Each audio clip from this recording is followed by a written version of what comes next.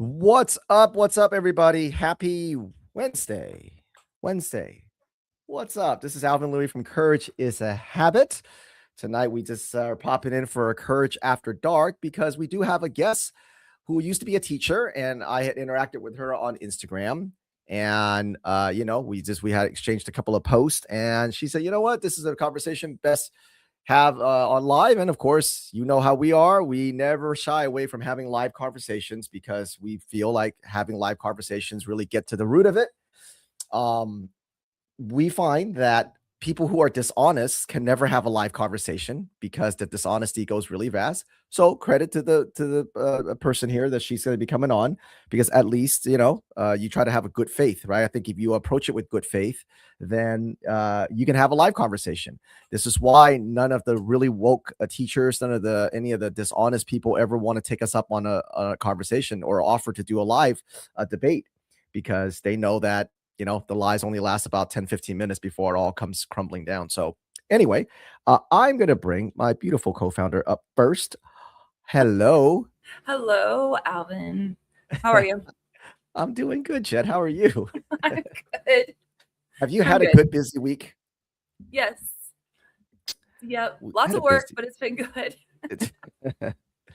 Well, we've been to the, Indiana State House a few times. And so that's, we've had some local stuff, and we had a we'll tell people about this later, right? Maybe at the end of the episode, we had a nice big win over in Maine. So Yes. Amazing. amazing, right? We were so busy, we didn't even really get a chance to really post about it, except one time just today. It just happened last night. So everybody, please share this live stream, because we get a chance to talk to someone who's a teacher, a former teacher, and I'll let her tell her story, and then we'll ask her some questions. She can ask us our questions. You can ask questions. You guys want to ask her questions, pop in the chat, the comments, as you guys do, and we'll have a nice chat. We're going to try to shoot for about 50 minutes to respect her time. So please share this live stream, because we're not going to be on too long tonight. So let me bring up Natalie up on the stage here. Natalie, what's up? How you doing? Hello. Hey, hello. Hello. All right, Natalie, you are live, and I will let you tell everybody kind of your story as a teacher, where you taught. I know we chatted a little bit before this. You moved, so just kind of give people a real brief rundown, and then we can talk about how we all got here. Yes, tonight on a thanks for Wednesday. having me on. And props to all the work that you've done to put this together. I know that putting these podcasts together aren't easy, and building a community. So props Sure. to you for that. Thank you. So I was born and raised in Las Vegas, Nevada. My whole family is in the casino business, and we're talking like running casinos, casino Sin man. City. Executive casino. Yeah. I heard there's some magic. I heard little magic tricks, and you got to show me some magic later. But anyway, Okay. So it was, so when I had the Millennium Scholarship down in Nevada, I was like, okay, I'm going to go to casino business. That's, where all my family's at. My father's Cuban. He was there when Fidel Castro, before he was 16, before Fidel Castro took over. So he remembers he was old enough to drink at 16, mojitos and casinos. He remembers all of that. And then when Fidel was running around telling everybody he wasn't a communist, my grandfather, who was wealthy, chartered a plane, got my dad a visa to go to military school in Virginia. He had a business partner in America who he signed over the power of attorney to my father, so he could have everything would be legit in America. And unfortunately, my dad never saw his father again. So my grandparents are buried in Havana, but that's that story. So he went out to Vegas because he just remembers casinos when he was a kid. Havana had casinos. So I was born and raised in Las Vegas. And then I had the Millennium Scholarship. And that's we don't have to talk about that. It's a scholarship that was given to the kids in Nevada who had a certain GPA. So I kept changing my mind. I was like, do I want to, go into hotel management and do what my uncles and cousins do, and, casino executive? And my mom did that for 20 years. And she's like, Natalie, the casino industry is a cutthroat. I mean, all I saw was the fun stuff. I would go and visit, and they would be like, when they're just like the movie Casino. That was that was what I saw, Right. Nothing in the desert. No, there's no, but no bodies in the desert. But so my mom's like, she went back to school in her 40s and she became a teacher back in like 92, 93, long time ago. She's been retired for Sure. 2020 did it for her. She retired once they, she got it. Yeah, that was it. 2020. So I taught in Vegas for 18 years. And when I hit 40, my parents have a beautiful farm. My mom and stepdad have a beautiful farm in Idaho. It's my stepdad's a retired firefighter. He built this place with his bare hands. It is immaculately gorgeous. He farmed as a retirement gig. He's 83 now, but what years did you teach in Vegas? I taught in Las Vegas from 2006 to 2024. Nice big stretch. That covered a big stretch. Yeah. And I taught at a behavior school where the kids go when they got expelled. Those are probably the best years of my life. And actually they started closing down a lot of those schools because there was a lawsuit against CCSD saying, oh, you're expelling too many minorities. So they got rid of a lot of behavior schools. And a behavior school would just be like, this kid's getting, in trouble all the time, fights.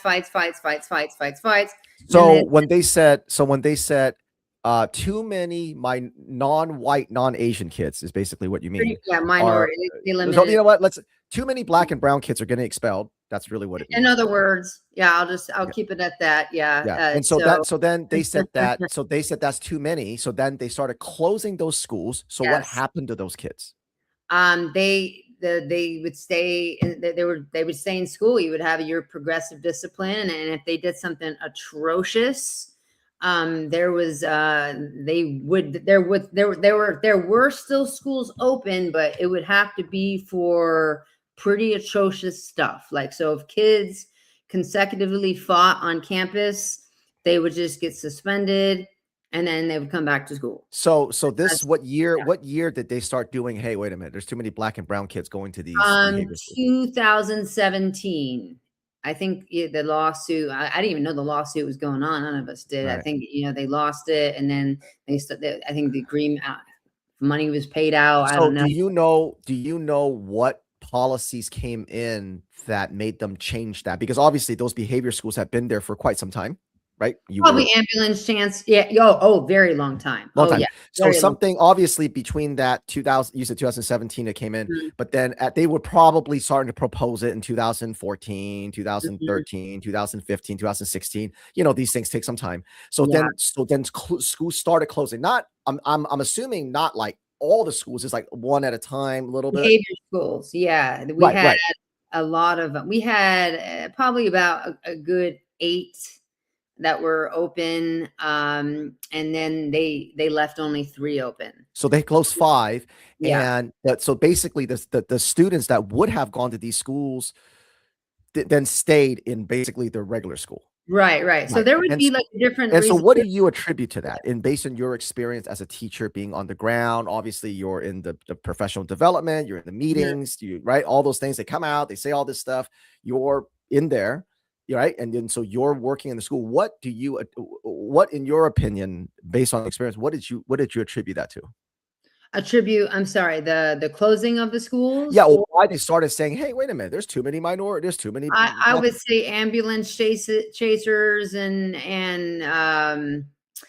attorneys who probably, it could have been a family. I really don't know the context of how it all started. I just know that there was a lawsuit that said, hey, we got to close down these behavior schools.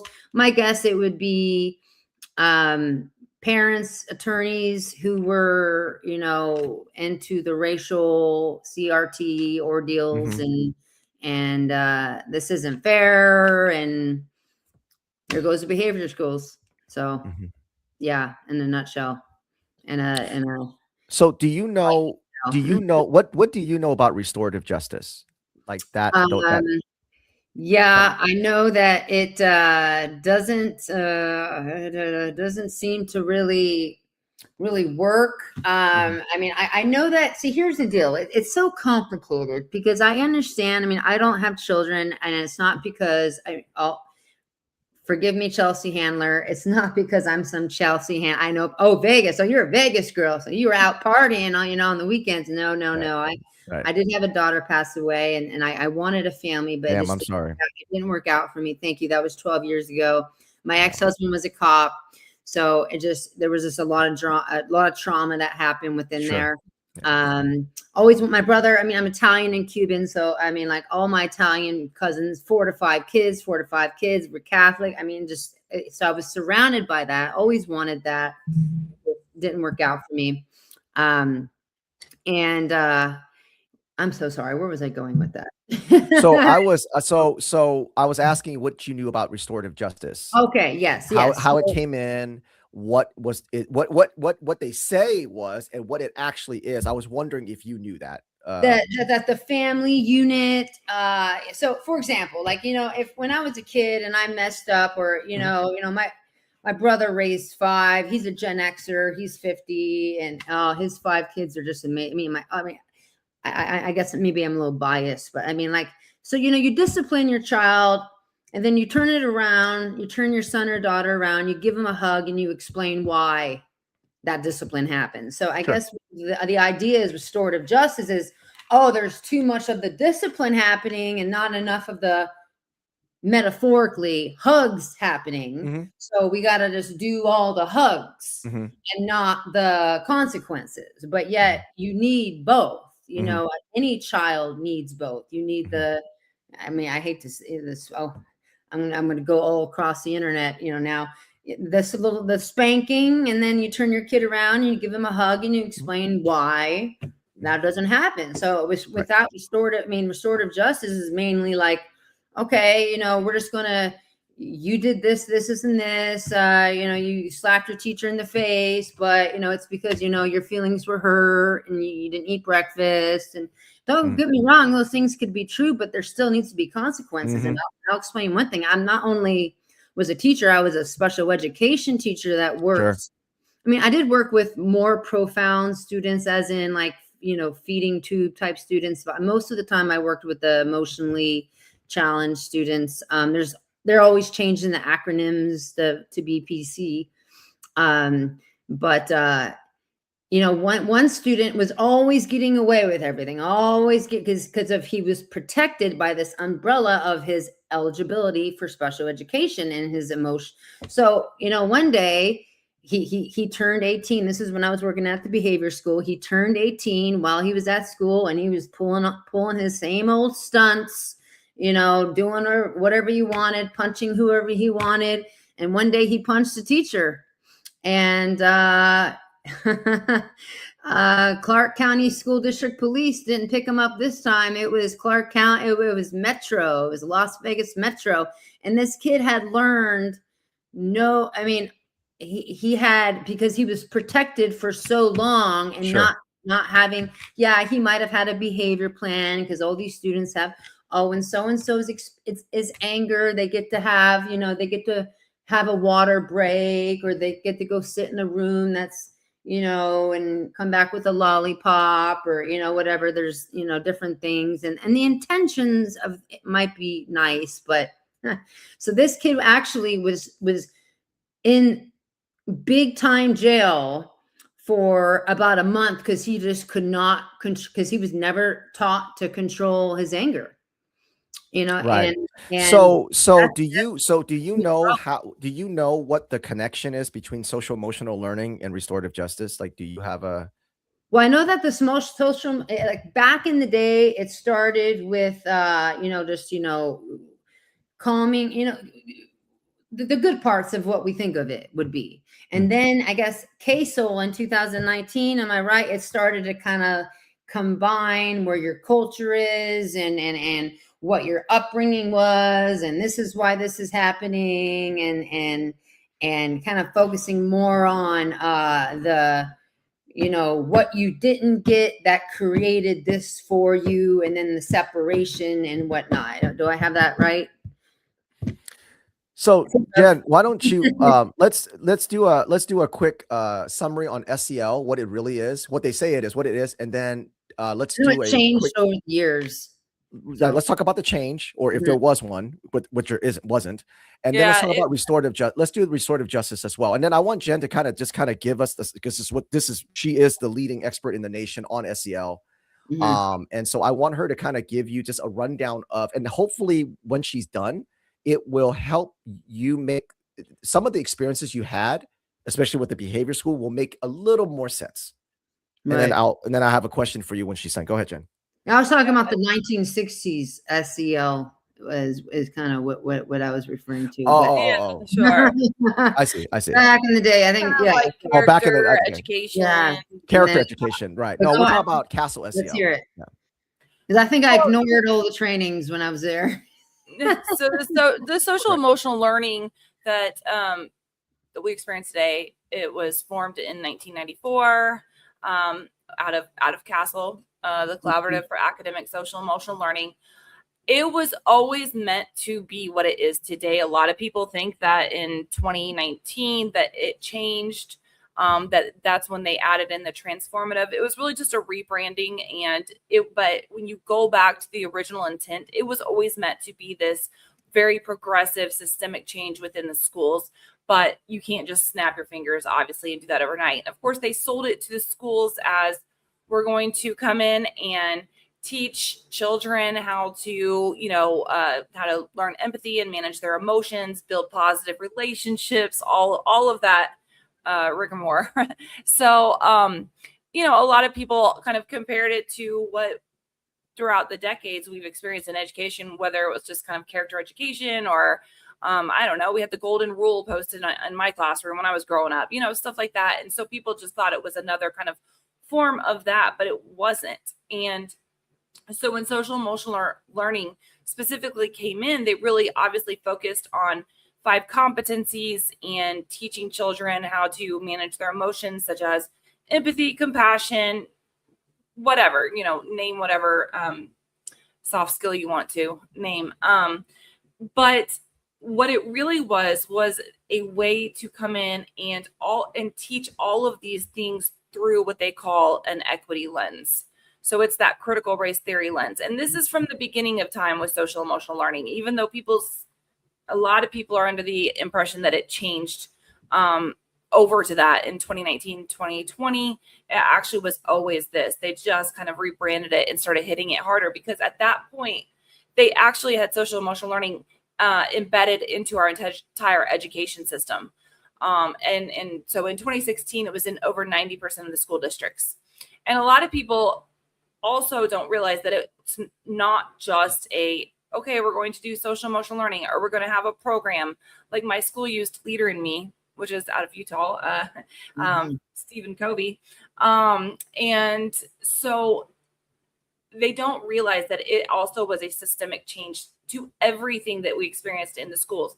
Not only the culture, but the behavior and discipline policies.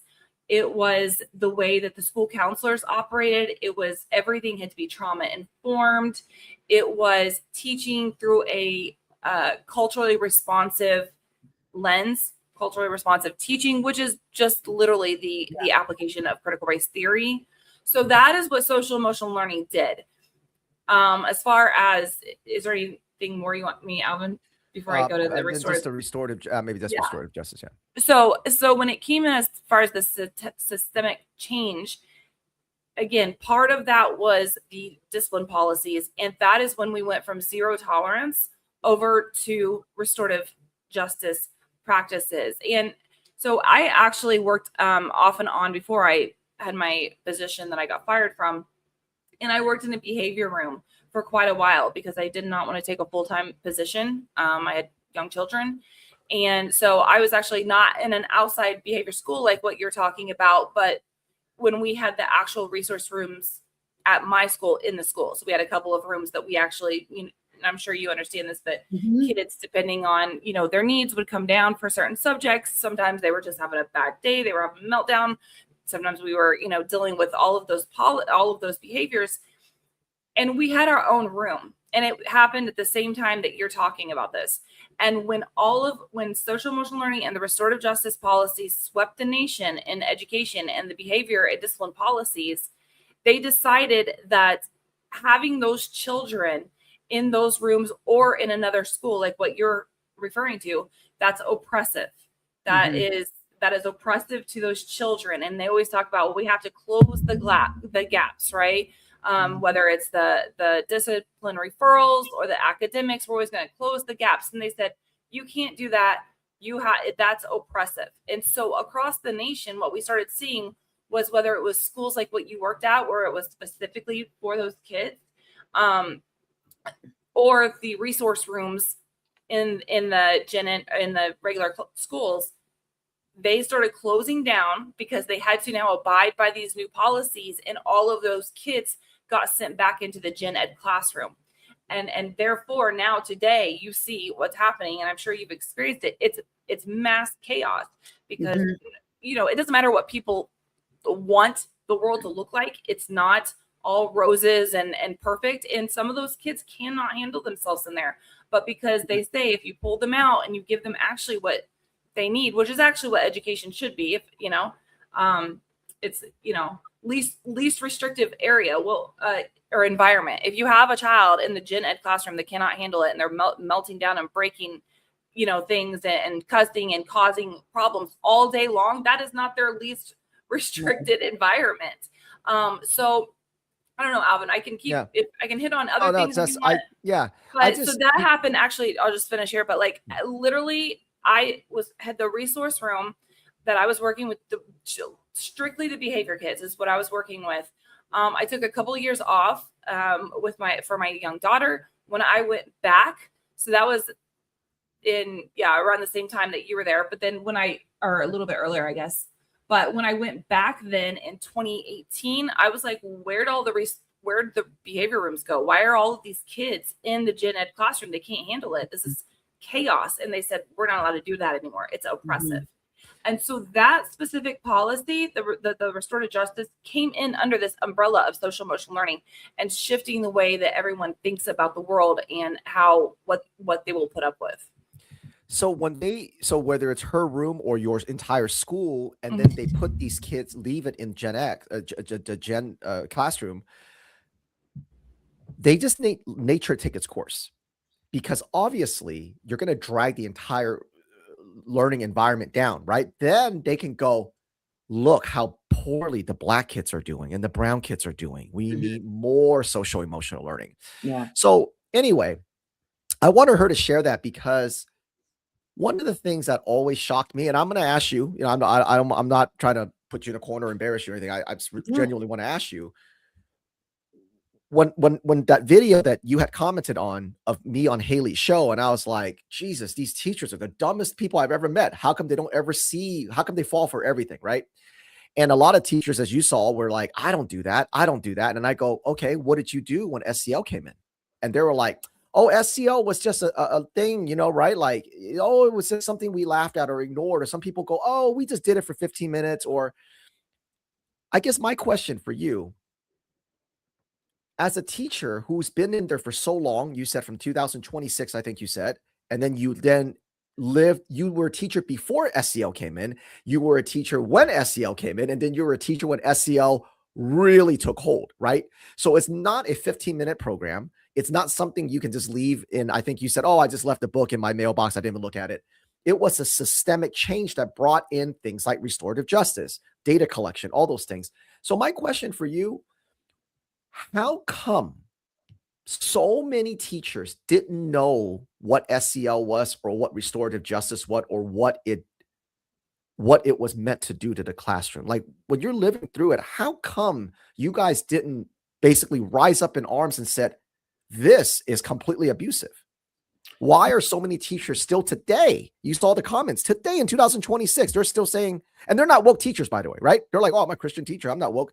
They still don't understand what Jen just said. And Jen obviously is doing it at a high level. Why is that? So what we were talking about earlier about a lot of students not being in a resource room, that is definitely something that's going on. They're removing co-teaching I'm sure you're familiar with co-teaching. This last year in Idaho, there was not a single freshman class student that had a special education. It was all gen ed. And as far as the SEL, when they started to bring that onto the, I mean, they at first it was okay. This is coming, and they would have little, little cutouts, not cutouts, but pamphlets, and they sold us on what it what it sounded like it was going to be. All working on them, there was like that little circle where it had The castle circle. Yeah. The castle wheel with the exactly. competencies. Yeah.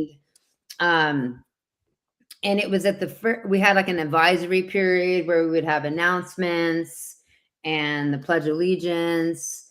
And then every week the counselors were responsible for putting some type of activity, whether, it was like something to do with balloons or I taught in high school, something that had to do with, I guess, controlling or allowing them to be able to cool themselves down.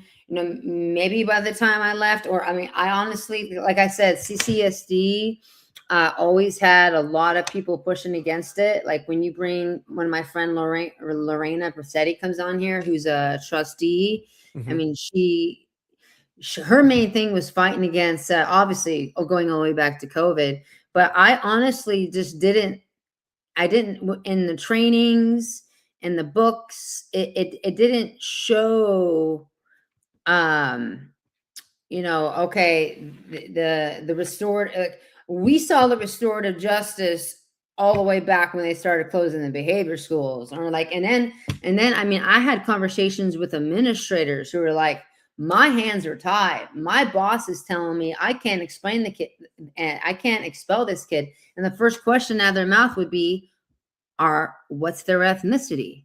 And if they were white, it was easier to expel them. It's just the truth. And that's kind of the restorative justice. But as far as we started to see that early on, as far as the SEL, I think most of us were just like, okay, 15 minutes. It really was. That's this kind of, maybe other districts had it differently and they expanded on it more. Clark County, it was still, they still kept it around. The exercises were that way. Mm-hmm. So it wasn't like anyone spent like 5 hours on an SEL, exercise. It was just, it always confused us even to this day, that teachers never said, wait a minute, this came in and everything went like this, academics, behavior, and it was always about emotions. And then every year they would say, we need more SEL. They, as in the school board or parents? The school board, right? Who did you guys use as an SEL program? Do you remember? I believe all I knew is I was. It's probably a while ago. I had IEPs to write and lesson plan. And so whenever the SEL came out in the middle of the week, I think I would grab it. Obviously, like I said, I left the book, and then I eventually got it, and I went through it, and I didn't see much. But obviously, the restorative justice, as you explain it, that is, I think, I don't think it is the underlining toning, shaming people. Okay, your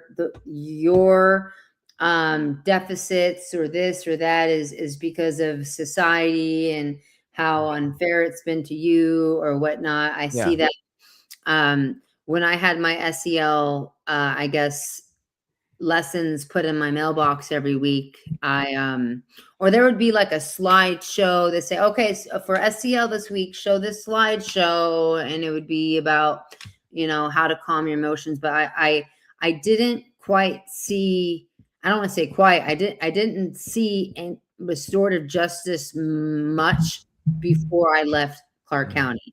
Now I do know that in the libraries, and CRT was coming. There would be at the board meetings, there would be the pro CRT, for example, I right after COVID, when the Black Lives Matter stuff was going on, we were on virtual, and we had a teacher who was, talking about Black Lives Matter all the time, Black Lives Matter all the Mhm. time. And a parent complained, and the principal said, "Hey, buddy, you got to chill on this stuff. You can't, you can't keep talking To the teacher. yeah. And the teacher said he wouldn't stop. Even I remember we had a faculty meeting, and it was always, about that and about that. And it was, the 2020 era. So it was hot at that time. I know I might be jumping around issues, but it's kind of all kind of Oh, connected. it does connect. It does. Everything connects. Yeah. But the principal said, "Hey, you either stop talking about it, or we're gonna have to face some type of and he, from what I understand, I mean, he wasn't going to give it up, and then by Monday he changed his mind and stopped talking about it. But I will tell you one crazy thing. I think one of the biggest issues today, SEL, obviously, up here in Idaho, I didn't see much of any of that. And there probably is, but I didn't see much of it. But I say the biggest issue today, if you were to ask me, because I'm still a teacher, is administrators and alpha males. I remember growing up and there being a lot of alpha male teachers, alpha male principals, and I just don't see it anymore. They're gone. And all the respect. I mean, I love, when I say I love women, not in that way, but I mean, I'm not one of those haters. Oh, I just think that when there's so, I would say 80% of administrators are now women. And I think that there's not all of them are like this. I've met some great administrators who are women, but there's a lot of enabling, a lot of it, and a lot of emotional based reactions when it comes from them. But what a really crazy story I wanted to tell you was back in Las Vegas when it comes to administrators. So obviously in restorative justice, there was one, so same district, two different principals. The principal that I worked for, fights usually pop off at lunchtime, right? So the wrestling coach had his classroom in the quad, and whenever a fight broke out, he was Johnny on the spot. Now, technically, it's not, when I say illegal, it's not against policy for a teacher to break up a fight, but technically it's supposed to be school police or administrators. I don't know how they're expected with their ties and stuff, or campus monitors. So if they couldn't get there in time, and our wrestling coach was so fast, he'd get there, he'd break it up, done. Then at another school, this is crazy. Okay. So at another school, same district, a fight broke out in the PE's boys locker room. And you can just think about 100, like there's like in one PE class, 60, 70 boys. There was, and it was at the end of, and they were changing. So it was at the very end, the bell was about to ring. So there's like 160 boys in this locker room, metal lockers, cement floors because of showers. A fight broke out. The teachers broke it up. They radioed for help. The fight broke out again. The PE teachers broke it up. Still nobody came. The fight broke out again, and these teachers just pinned the aggressors to the ground. I mean, they weren't like in arm bars, but I mean, they just said, "You're staying on the ground till somebody comes." Those teachers got suspended with no pay because of the principal, and our principal gave our wrestling coach an award at the end of the year for breaking up fights. Same district, two different principals. Exactly. So I mean, it really comes down to administrators as well, and then of course, so there's so many moving parts. Yeah. So do you know? Okay, so Idaho. Idaho's not California, right? No. Idaho is not Virginia. Idaho is not New York. That it's becoming. I hear it every time we go down the road. But it's that. I thought it was going to be very conservative. Like, don't get me but it's like I said, with the administration and sorry to cut you off. Go ahead. But even as not right, that people don't think of in Idaho. The schools have a big enough transgender issue where they're Yes. keeping enough secrets that you guys, that the governor had to sign a bill to say the schools can no longer keep secrets in April. And Now, then let me tell you what's going to happen. go ahead. It's not going to do anything because the school Yeah. counselors, Mhm. they're trained to do it. So for that, do you know anything about the American School Counselor Association at all? This counselor, the ASCA. Oh, no. So let me show you here real quick. So here is your so ASCA is I know I they was always terrified of mixing up they or he. Yeah. I knew that was one thing I lived in fear. And reading emails, I was like, I was like so confused. I was like, they are they? I mean, it was yeah. anyway. So No, here's a I'm not school. trying to be Do disrespectful, you but know? yeah. Are you familiar with this school district at all?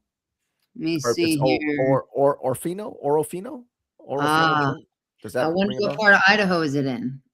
I'm not sure. My stepdad would probably know. Yeah. So anyway, they have so this is an example of a transgender support plan where they fill it out and Mhm. say you can't tell the right parents they changes gender and Yeah, name and things, right? yeah.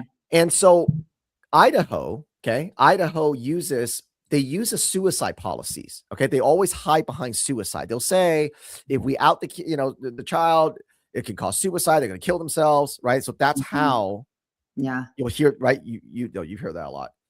So when you look at these kind of policies, and I know I can't blow this up big enough because it's too small. It'll be too. I mean, well, I can try.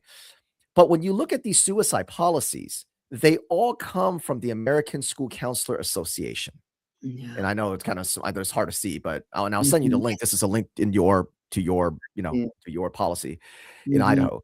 And the American School Counselor Association are the biggest purveyors of the transgender cult.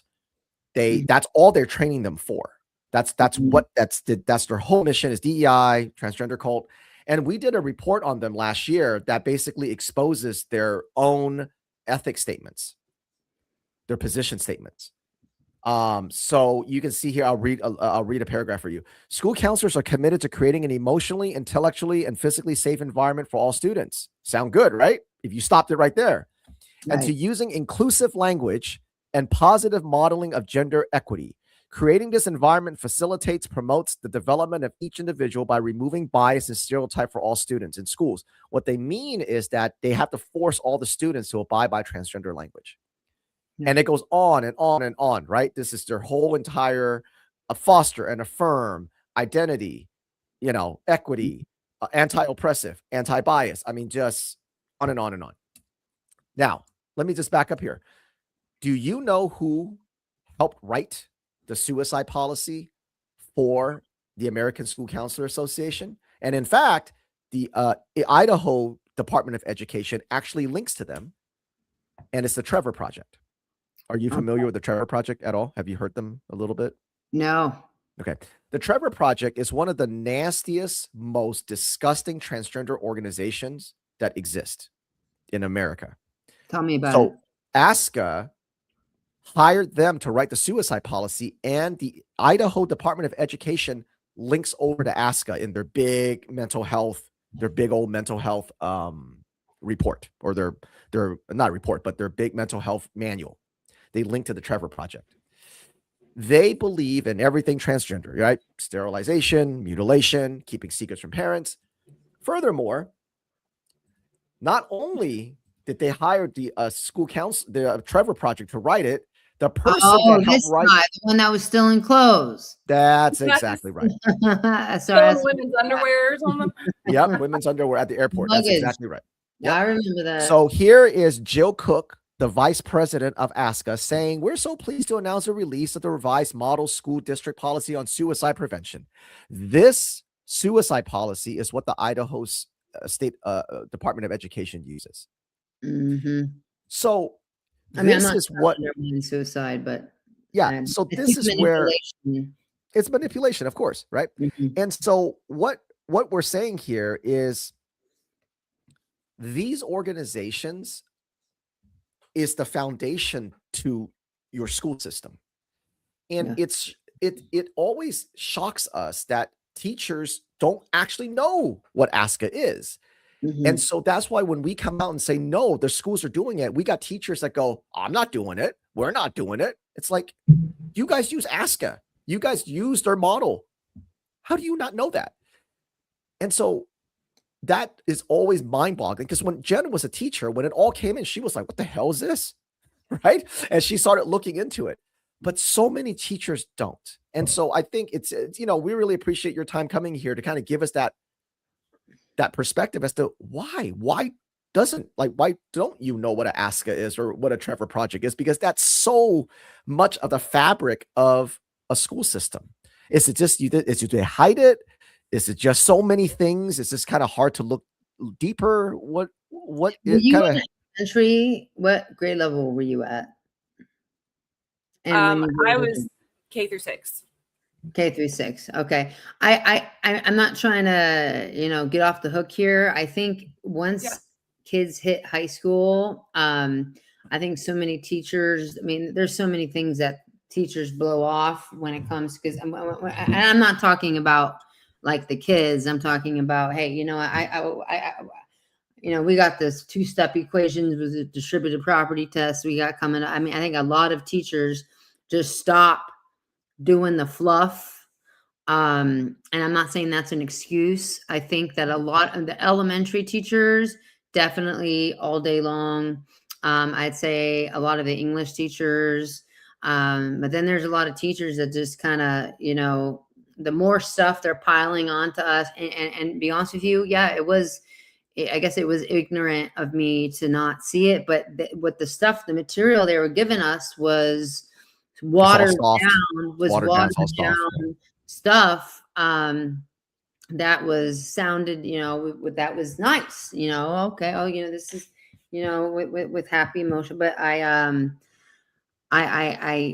think it's very sad, because I know when I was young, I was a tomboy, and if you would have given me the option, I don't think I probably would have gone through with it. But I definitely don't. Well, it would have been confusing for you if you had adults in your life saying these things to you, right? Yes. There's nothing wrong with being a tomboy. I played sports, I did all kinds of things. But when you have these adults in your life that are supposed to be, the authority, and they're teaching these things and reading books, and I think one of the things for me is that I'm not, obviously we're just having a conversation, so this is aimed at you specifically. This is to, well, I was a teacher, and the amount of that people don't see this as the systemic change it is. Everyone kind of cuts up every little thing, like that 15-minute SDL lesson. Oh, that's that. This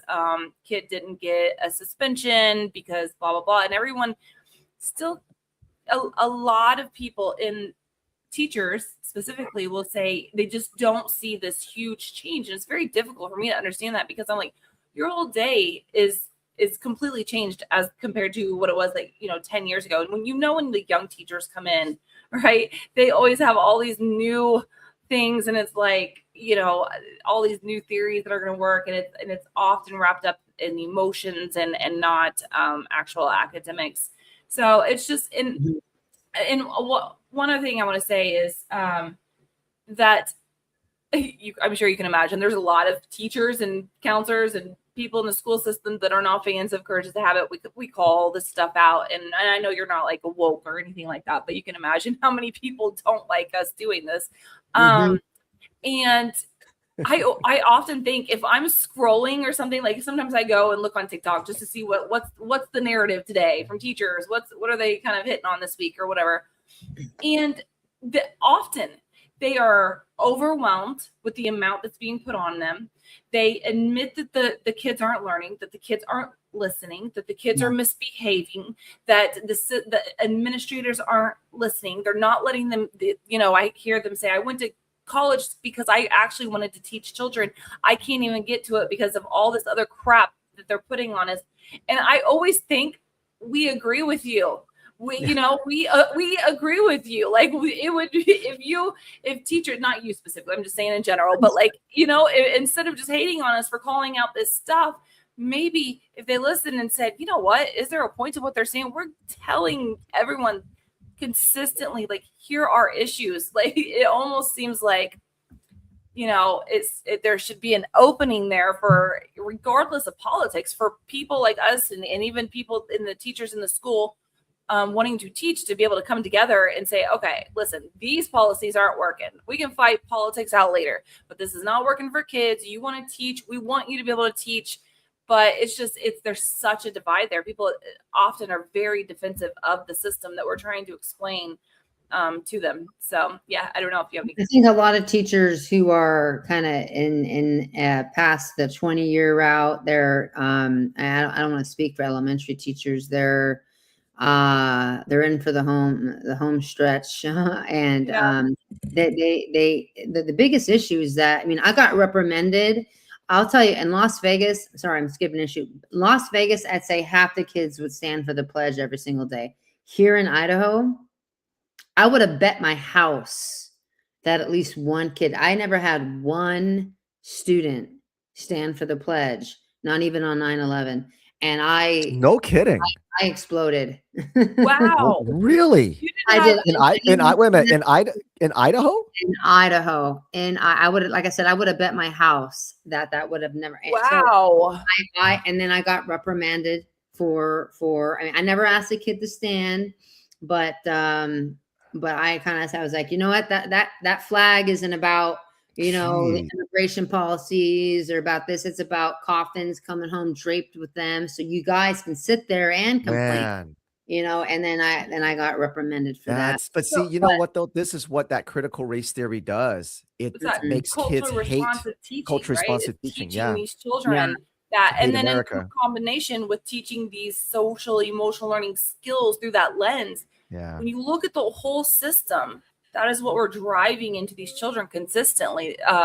Just anti-American and just disrespect for, Oh, and another thing, I'm sorry, I just wanted to say before, it was Hispanic Cultural Week.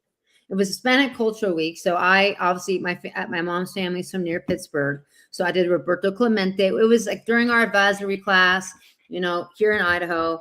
We were, read about, spent the first 15 minutes doing a little reading. We're supposed to do that every day, a little reading. And I usually would do it today in history. My master's is in history. So that's my thing. So we did I did Roberto Clemente, the first woman, first NASA astronaut. And then now Marco Rubio lived in Las Vegas when he was young. Now, a lot of people don't know that, but he went to the same middle school my brother did. And his dad was a bartender at Sam's Town and his mom was a maid. So I had this, so I didn't bring up any I didn't say anything Republican, I just said Marco Rubio, Cuban descent, went to grew up, spent some time in Las Vegas, moved to Miami. I didn't say a word. The reading, I showed them the reading. It didn't say anything about politics. It just said that he was a senator and now he's a secretary of state. I got reprimanded for that too. And what was their bullshit reason for reprimanding you for that? Oh, I didn't bother to ask because the lady, I wanted her out of my room so quick that I wanted a third party to be in the room every time I spoke with her. They're very, just because he's a Republican. And body cams. Yeah, you do need body cams. Yeah, classroom cams. Protects kids. It protects kids. It protects teachers. I don't know why on earth. I mean, it's not like parents can just sign in and watch the child live. I mean, it would be just like a police officer. If an event pops off, that they can look at the footage and done. Problem solved. You know what I'm saying? I don't know why on earth we don't have them yet. Yeah. Oh, it's a security issue. I'm going to send you this link because you're still in the Idaho, right? So I'm going to send you this link. I'll be moving states and I'm going way up north. You're going to find the same thing, but at least you're going to know this here. So this is I'm on your Idaho Department of Education, right? Mm-hmm. So there you go. And this is their suicide plan. And then if you come down here, you click on this, and of course it goes right to the horrific Trevor Project, the suicide policy. That's the ASCA and created by the Trevor Project, as you can see here. And so the Trevor Project and ASCA, it's all about keeping secrets from parents. It's all about labeling parents abusive and dangerous so that they can recruit more children to the transgender cult. Because there's I mean, look, we all know there's no such thing as a trans child, but the way they train these counselors, that's exactly what it is. And this particular model is in our report. So when people see this, when they see this at your right, they're reading suicide policy. Okay, of course, who wants kids to commit suicide? It's not what you think. The fact that they're using this model from the Trevor Project tells you everything you need to know. So whether you go to Alaska, mass shootings. what's that? So not to mention all the mass shootings. Yeah, well, that they create that, right? You create that, you create that that nastiness, and that because you're just, all the kids are just so screwed up. This is why you put the kids in there. You talk about race. You pit people against each other by white and black, and of course that's going to create a environment of violence. Which is why, as you know, a lot of teachers are leaving because of the violence.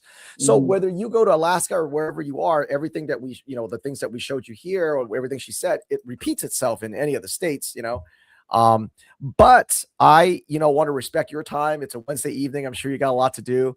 Thank you so much for hopping on and sharing your story and giving us your perspective. It certainly helps Jen and I because, we do this. This is what we do for a living. And so, hearing from somebody who has taught from 2020 or 2006 and then lived through it, right? And then SEL, and then now you're moving to another state. You're finding another state. Hearing your perspective, especially someone who was in behavioral schools, was really cool. Was really interesting for us. So thank you so much, Natalie. Thank you for educating me on some of that stuff because I didn't know about it. Well, no, I think it's great though. Like, you're seeing part of the issues and you're explaining it and kind of just giving the inside perspective of what teachers are, how they're receiving these things, and how, that's why we're going to just continue to try to put this picture together for people. But I really appreciate you coming on and explaining your experience for us. I want to get, like I said, my friend Lorena Brissetti, she, I think I'm saying her name, that last name. Yeah. She is definitely one who needs to come on here with her story about our fight against COVID and she ran for school board and won, which is, we would love to talk to her. We've got your email. Yes. The team will reach out, and then we can get her scheduled. And we would love to talk. There's a lot of other mama bears, and recently they had the whole Moms for Liberty. There was a huge issue down in Vegas where, you have this big group of teachers who, were fighting against removing books from the library that had sexual innuendos in it. Trying to get the books removed, or they're fighting to get the books. They were fighting to keep them in there. And then the Moms for Liberty wanted them removed, and there was all this drama and all the porn, all the porn obscenity, and all the mostly the queer. Mostly of it is really queer obscenity. Which is also, I can't help myself, but part of the social emotional learning for representation. Yeah. All of this change that's when it happened over the last decade, it was all about like meeting the emotions of all of the children, and it's always through this lens, and this is how every aspect of the school system has changed. Right. One thing Natalie had before I left was that there was the mayor of Boise kept the pride flag up. Oh, that's right. Even though the senators, so it's kind of like this, everybody does, like these representatives, and it's just like they take each other on, and then they're all in there, and they're, I don't want to use the word PISSING contest, but like the mayor of Boise kept the flag up, the senator said take it down. And then it was just Well, Natalie, we're going to give you the last word here for a minute, and then we'll let you get going. And again, we want to respect your time. So I love all children, and I know you too as well. And thank you. And like I said, I tend to, it was great to talk. I think things get lost in translation, and I have to say, I think a lot of teachers are blissfully ignorant. When I say that, I'm like, hey, I'm at 25 years. Yeah. Like when I say you're no evil teachers, elementary teachers.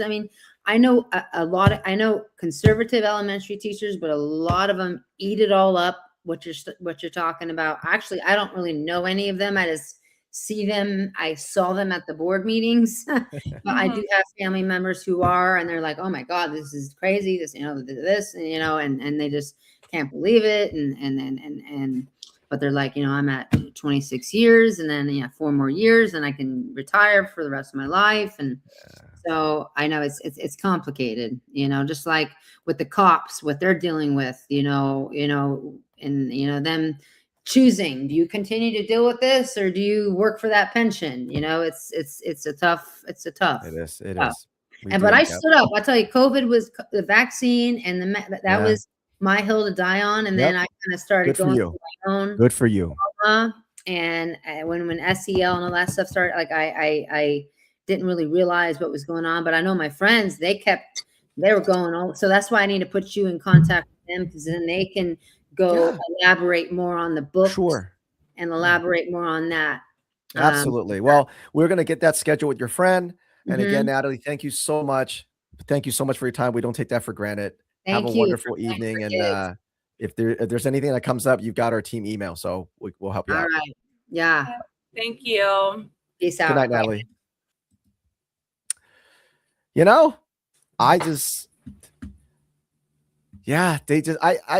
I get what, she was saying, like some of these teachers are getting so close. You're like, oh, it's 4 years. Am I really going to go to war? I and know. Then you've got these young teachers that come in and they actually don't know any different because they don't know any different. Yeah. Yeah. So, when she was talking about how the fights were breaking out and they were holding the students and doing the stuff, you know what I was thinking? What? I was thinking, how when people say like, hey, you got to pull your kids, homeschool, do whatever you need to do, but pull your kids, and then people go, put them in the woods. And what do all these stupid ass ideologues always say? What about socialization? That's what I was thinking. I know. When she was telling that everywhere, that is obviously, it is one of the biggest complaints from the teachers is the violence and behaviors. And I'm like, this is the socialization that you're fighting for your children. Yeah. I think it'll always boggle our mind that, when you listen to her explanation, kind of like day to day, and you get this, this all watered down I get it, right? It all sounds good, but like, it's still, I guess it's just so overwhelming. There's so many things that they just barely keeping their head above water. So they can't, but at some point, and I get it, when you were doing it in 2018, 19, 20, I can say maybe, but man, today the teachers, you guys got to know, you guys cannot keep letting this go on. That's what I'm saying. Like that is extremely frustrating because they know that it's not working in the system, but there's so many, they don't take the time to even understand why. I mean, look, for anybody that's listening to us right now, like if you are, it doesn't matter, whatever, you could be a parent with your school district, but I'm going to specifically talk to teachers. Yeah. Anything that comes in that is coming in from your administrators, your counselors, a new grant that you got approved for, and they're saying this is what we're going to spend this money on. Yeah. Do some digging. Do you understand what it is? Because all of it leads back to these roots that are causing problems for you. That, you're complaining because you don't have time to actually teach. And this isn't what you went to school for, and the behaviors, and it's overwhelming, and the kids won't listen, and you have no support. We're literally telling you why. We're giving you the reasons why everything has changed, and you aren't able to do those things that you went to school for and want to do, unless you're a woke teacher that wants to indoctrinate children. Right. But for the ones that are really sitting there going, what the hell's went on with my profession?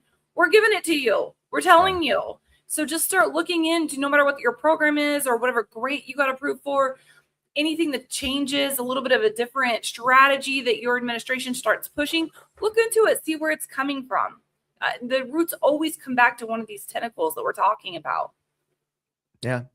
I think what you said somewhere near the middle there, where you go, a lot of teachers and, administrators, whoever, start looking at pieces like, oh, there was a fight over here, and there's a, right. They left these kids over here, and there's a book over here, and there's a transgender secret over here, that it doesn't dawn on them that this is all under that same umbrella And More- then when we come in and go, it's SEL, let me show you. And they're like, no, we don't do it like that. It's like, Yeah. what? No, that's just a 15-minute lesson that we Right. do.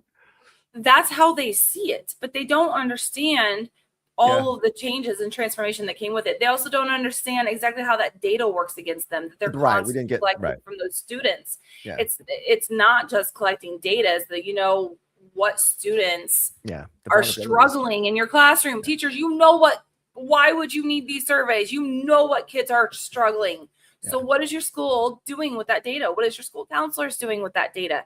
They're using it to transform your school more and more, bring in more representation, more professional development, more books, more, lessons or initiatives that drive more cultural change. That's what they're doing with it. And it's not helping you at all. It's causing you more problems. All the illegal aliens. Sometimes you got kids coming in that don't speak English and you got to wait, the whole class got to stop because they can't teach. And then if you can't leave them behind because that's racist. And, teaching kids about just accepting kids different, accepting people different than them. And it's all the trans stuff and all the illegal aliens and open borders and all that stuff. It's those things don't come in a vacuum.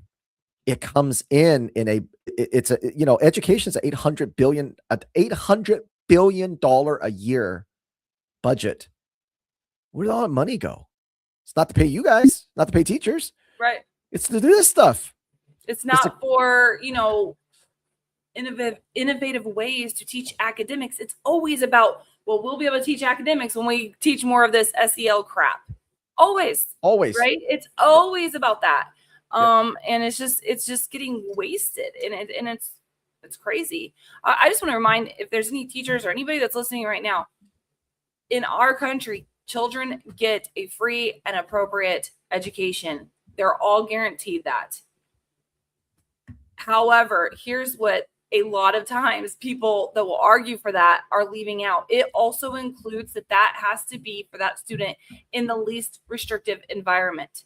And so if you have a classroom, and let's say you have one or two kids that are constantly melting down, they are just constantly, and I'm talking to you teachers, you have those children that cannot sit in your class.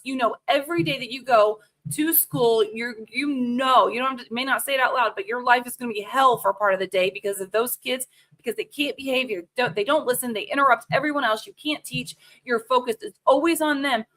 You need to go and you need to say, this child is not in an environment that is the least restrictive environment for them to learn the best. You have them in, honestly, a restrictive environment because they can't learn in here and they're impacting other children. You got to fight for them. You have to fight for them. And don't feel bad about saying they can't be in this classroom. Because you have all of those other children in your classroom that you're also responsible for. And if you're not speaking up for them, you're really doing a disservice to your entire class, including the child that cannot handle themselves in the classroom. Yeah. Oh, that's great. Yeah. That is so often the teachers don't say anything. Mm-hmm. Whether for whatever reason, whether they believe it or they don't believe it, or they're just naive or whatever, and the whole class suffers. And then when academics are down, they go, we need more social emotional learning. We need more representation. I mean, that cycle is so nasty. And so, so many teachers that goes, we're not doing it. And I'll say, well, okay, why don't you come on, and what state do you live in? And they never they very rarely, almost never. She's like the only one, because I think part of them, they know, right? They know that they can say that, but when it comes time to it, I'm not talking about it's not happening people. It's not happening people, they will never show up because they'll know I'll destroy them in 30 minutes. But even the teachers who are like not that way, they're like, we don't do it that way. But they know if I open up their school district, it's not going to be the way it looks, right? Because when people comment on, they assume that no one's going to comment back. But sometimes when we see it, we do comment back and we go, hey, what state do you live in?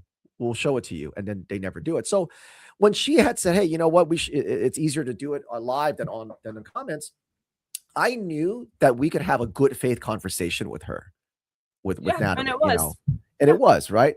Because if you know what it is, if she didn't come in with a good heart and in good faith, or if she didn't have a good heart and approach it with a good face, she wouldn't show up.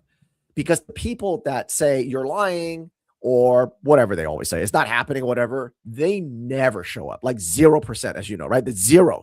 They never show up. They can't, right? Because it doesn't matter what state they're in, right? Once they come out, we'll go, what state do you live in? And we'll, they can't say it's not happening to us. That's never going to fly. Right. But to say that I don't understand it that way and respectfully say it and have a conversation, that is a whole different, right. That's a conversation, right? That's all that is right. Okay, you don't understand it this way, you don't see it that way, let's have a conversation about it. And that's okay, right? And and then you kind of gave her a umbrella, and hopefully that kind of ties some things together for her a little bit. Maybe it probably did. But when the most horrible thing is the people that keep saying it's not happening, right? Because then parents start to kind of go, oh, maybe my district doesn't. And this is why we go after those people so hard. This is why they never show up, right? They're all cowards, right? Because they know, right? They know. And we don't need an hour, right? 30 minutes are done, right? They'll be completely buried if they say it's not happening, right? And so you can see it's Idaho, I mean, freaking Idaho, right? I can't believe what she said about that they don't stand for the. Oh, I know. I mean, I'm honestly. She said not. I go. Did she say not one? I had to go. Yes. What? Did I hear that right? What the hell, Idaho? That out of everything blew my mind. Pull your shit together. Get your kids' butts up out of that chair. That really surprised me because I don't get surprised very much. That's why both of us were like, "What did you just say? What? I know. Not one kid in Idaho? That's just okay." Yeah, that was surprising. Out of all the states that we do work in or use examples out of and stuff, honestly, like you said, like Idaho is not one that comes up consistently. And you're telling me they're not standing for the flag? What? I think they need some courage as a habit attention. Holy cow. I know. Wow. I'm like, Idaho. Oh my God. That's like so crazy to me. Honestly, Idaho, I gotta, you know what? Give credit where credit is due. We do this on 50th, right? We're a national organization and we don't see a lot of stuff from Idaho. We really don't. We don't, but maybe we should be if they're not standing for the flag. What is happening? Funny? It'll be because she's leaving, right? She's leaving to Alaska, she said this year or something like that. It'll be funny if we met her and then we're like, you know what? Let's look at Idaho. And we put them on the map and it's like all this shit. Yeah. And then she just left. She just left for Australia. Well, she brought us to Idaho. She brought Courage as a Habit to Idaho. I can't believe that. Is that like, I don't know, parents are listening, put in the comments or something. I mean, I know there's schools and there's kids out there that I just can't imagine an entire classroom not standing for the pledge. That's insane. But that's what it is, right? That's they're teaching. That's what they want. They teach the kids. And so some of you may not have seen this, but we started a series reading a book that was a bunch of testimonials in the 80s. So for people now, obviously social emotional learning, and that came in 2010, 2011, and it went into steroids, right? It really drove the schools down, but they've been trying this stuff since the early 80s. And we've proven it by reading testimonials that's in Congress from the parents that came together in 84. So obviously this kind of stuff has been going on for a long time. It's just SCL really took it to a different, to a different thing. But, it's, that's shocking. Maybe we should look into Idaho. Hey, are there groups in Idaho that want to bring us out? Yeah, right. Idaho, man. What is happening? That honestly is like the most shocking comment I've heard of the whole year. Congratulations, Natalie. Congratulations. You told us something that actually kind of surprised us. I did not expect that at all. In Idaho. So, hey, are there some parent groups out there that want to drop us an email at team at courageasahabit.org, singular, team at courageasahabit.org. And if you guys have a parent group, even if it's just bring us out, we need to light some fire up. Freaking you guys have out there. Holy cow. Yeah. Speaking of speaking of, let's do one quick update in Maine. We're not going to have all the potatoes if we don't save Idaho. Okay? And we like French fries. We love French fries. We love French fries. I'm just thinking, like, this is like farmland. Yes. What is happening in Idaho? Your kids will stand for the pledge. We're going to have to come out there and save the potato. Jesus, you guys. Yeah, maybe. If anybody's out there listening from Idaho, hey, drop us an email. Maybe we'll make a trip down there, and we'll do what Courage is a Habit does to your school district. So speaking of school district, for those of you who have been following us for quite some time, especially the last couple of years, and many of you actually helped greatly with this. You'll remember that we went really hard at this school district in Maine, MSAD 11, for doing the school-based health centers or the medical centers, medical clinics. They could do, COVID vax and abortion pills, and they could recommend transgender drugs, all without parental consent, right? Not to mention all the other drugs, counseling, keeping secrets from parents, basically just a medical center in the school. And so we use them as a model to teach the nation what a school-based health center is, because when we started doing that, we couldn't find anybody that even knew what they were, even though they were already in several school districts across the country. And thanks to many of you, we ended up dropping over 14,000 emails on this one little school district in Maine. It's a very woke school board. Maine is blue, very blue, of course. So very hostile environment that we walked into, not knowing anyone, not knowing or anybody on the board or anything like that, right? We went in pretty cold. Over time, we put them on the national map. They've never been put on a national map before. I think this school district in its lifetime never received 14,000 emails against something. No way. I mean, their whole existence, I don't think they received 14,000 emails. So on this one topic, you guys are badass, awesome, and then, but my update is last night, 2 woke school board seats were up and they ran again and they both lost. Now, what that means is that woke school board is now flipped and there's a 7-5 conservative majority, 7-5 majority. Since our time in this MSAD 11, the woke school board members, 4 of them lost. 4 of them tried to get their seat back. 4 of them lost. Last night, it flipped to 7-5. This November, 3 more is up. 3 more woke members are up. The point is to update you, number one, to show you these things take time. And why we always say stay on offense. Stay on offense. Now, because of you guys, they never could pass the resolution to get the school-based health center, and they had to wait until the very last day of school in 2025, and it exposed just how badly they wanted to keep this from parents. And that's what cost them. Now we got, right, we got the majority, and then, we can take that, reverse that school-based health center. The point of it is when you're fighting in your school district, don't look at things as wins and losses. And let me explain kind of the way Jen and I think about these things.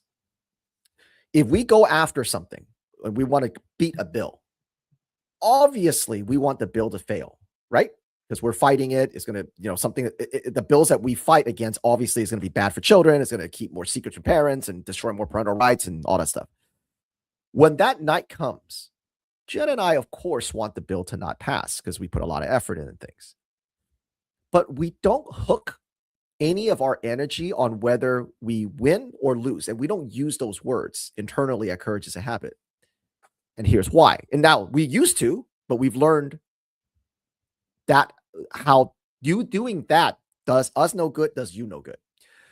Let's say that we go, oh, I hope that, this bill doesn't go, or this, this book gets banned, or, whatever, right? This pornography gets out of the schools, or the school-based health center gets turned down.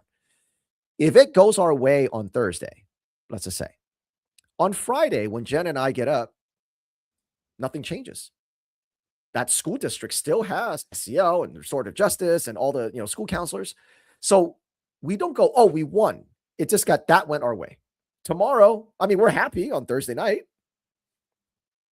We'll have a tequila. Yeah. But when we get up on Friday, nothing changes. We go back to work. Now, let's say it doesn't go our way. And a lot of times it doesn't, because you're going to a blue area, right? We go into very hostile environments. We're like, that sucks. So it sucks for a couple hours on Thursday. Guess what? When we get up on Friday, nothing changes. Get back at it. Get back at it, right? So my whole point about letting you guys know the good news that it flipped to 7-5 is that the reason why these woke school board members that held such a hold on this district, why they lost, is because our unending offense made every single one of those school board members show just how fucking disgusting they are, how dishonest they are, what liars they are, how nasty they are. And before the offense, they were able to sit back and be like, we just want to support all students. We just want to support Black students and brown students and poor students. And we just want what's best for the community. They can say that until we start hitting them about, why do you support this? Why are you keeping that? And then we foyer and we get, right? Why'd you say this? Why'd you say that? And then their ugly shows. And when their ugly shows, the parents in that community goes, wow, I don't want you on that school board. So that's why 4 seats were gone. So I just, we wanted to share that. Obviously, it's good news, but it's not something that happens overnight. It needs to be a systemic breakdown of these woke school board members, and you need to make them show their own ugly. Use their own words against them. Their own words are all you need.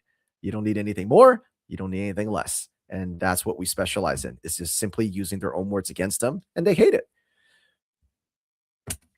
Let me add one more thing. When you do replace these woke school board members, you work hard, you get someone else elected. Yes. Don't leave them. Don't get someone elected to the school board. Yes. And then just go, awesome, and just leave. And then they're sitting there on the school board. They had a lot of support to get in there. And then letting them feel isolated and alone at this still a huge task is a horrible thing to do. So don't leave them. Still show up at the school board meetings, give them support, have some conversations with them, right? They don't know everything when they get on there. That it still takes the community to help make this change. Don't leave them alone, because we hear from ones all across the country that were like, I'm going to stand up. I'm going to do it. I'm going to run for school board. They get elected. They had all this support. And then what do we hear from them? I just feel alone now. Everyone's just gone. All that support's gone. They think I can just, and then they're ready to get out. They don't want to do it on their own. They need that support. So don't leave them. Stay, make sure you're supporting them. Show up, even if it's just showing at school boards, right? So they have someone else sending them an email, sending them a text. Yeah. Jen is so right. We hear this all the time, because what happens is people work to get the people, these good school board members, and they go, they got it. They'll fix everything. They can't fix everything, because what's going to happen is, just like here in MS 8011, when the transgender cultists and the child mutilation advocates, the CMAs, right, as you all know, we call them, when the CMAs don't have the legal upper hand, meaning that they don't control the board, the only thing they have at their disposal is massive emotional blackmail. Massive emotional blackmail, threats, Black kids, poor kids, you're killing kids, and all that stuff. And so if you don't do what Jen just said, if you don't stay equally as involved after they win as when they were running, the woke white women and these weak cucks and these CMAs in your community will dial up the emotional blackmail, because that's all they have. They don't have the majority, right? So they can't hide behind policies and use their powers to beat you over the head. So it's just, they're going to trot out all these fucked up kids that they've screwed up already.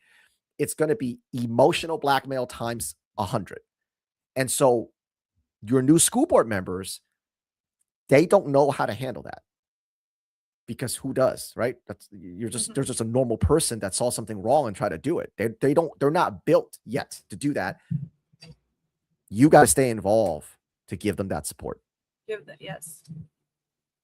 So, but good news. Wanted to share that. Amazing. I love it.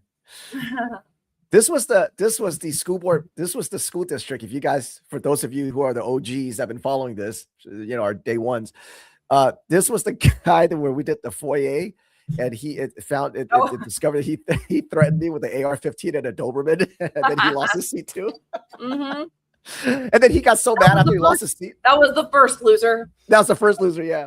And then he got so mad after he lost his seat because we were like, "Hey, look at this foyer. What is this? What kind of person is this that threatened me with the AR-15 and a Doberman?" And then he came to every school board meeting after that, and then just started crying on public comments and whining about misinformation and lies. Yeah. Very It's stable people. It is a well-deserved win there at MS 8011. So to the Mainers, MS 8011 parents, congratulations. This is amazing. From the time we came in to the time we see the way you guys go after these CMAs and these woke white women, man, what a change. And we're so damn proud of you guys. We really are. I love it. Yes, so proud. That makes us very happy. Yeah, because when we went in, we're like, where's everybody? How come no one's pushing back? And now they're like, oh, these woke white women, deport them. Mm-hmm. So, all right. Well, again, thank you to Natalie for coming on, and thank you everybody for hopping on and joining. Any last words? Idaho, pull it together. Please, like, if we need to come out there and put some fire up under those asses, we will. With I cannot believe. Yeah. Still can't believe she said there was a whole classroom that none of them stood for the Pledge of Allegiance. There's got to be a parent group out there that wants to work with us, or some donors out there that want to fly us out so we can do an event there, and we'll do it. Hey, look, listen, we go everywhere. So, one event is all it takes to light a fire. And we can, we're a big game changer when we come into your state, or when we go, not even state, at a district level, right? We find one or two districts to make an example out of, and it starts that ball rolling. We can do it at any level. Any level. You got to start standing for that pledge so we can save the potato. Jesus. That's shocking. Amazing. All right, everybody. As we always say, if you don't stand up for your children today, they will live on their knees tomorrow. We are Courage is a Habit, and we will catch you next time.